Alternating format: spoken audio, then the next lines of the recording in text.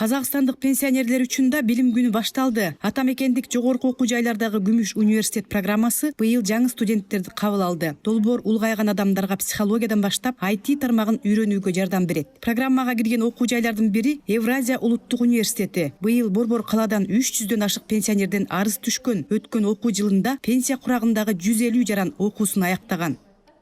Самыми востребованными были это языковые курсы, это английский язык, турецкий. Быйылкы жылы тил курстары студенттер арасында суроо талапка ээ. Анын ичинде англис, түрк жана казак тилдери. Бул жерде айта кете турган бир нерсе. Биз казак тилин жөнөкөй окутуу ыкмалары менен эмес, кызыктуу программалар менен толуктаганбыз. Күмүш университети билим алуучулардын жаш курагын эске алып, университеттерибиздин профессордук окутуучулар курамын ишке тарттык. Учурда алардын саны 40тан ашты. Арасында чет элдиктер, башкача айтканда чакырылган мугалимдер да бар. Преподавательский состав нашего университета, более 40 преподавателей опытных, были привлечены носители языка, это приглашенные профессора.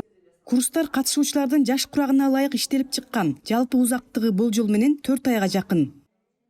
Мы предлагаем перечень программ.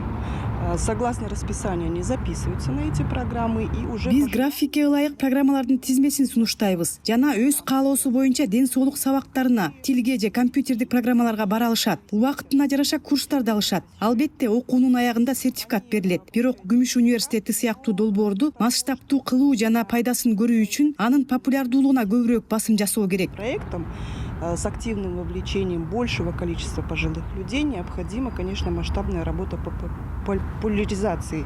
Күмүш университет өкмөттүн өмүр бою билим берүү концепциясынын алкагында ишке ашырылууда. Долбоордун алкагында билим алуу акысыз.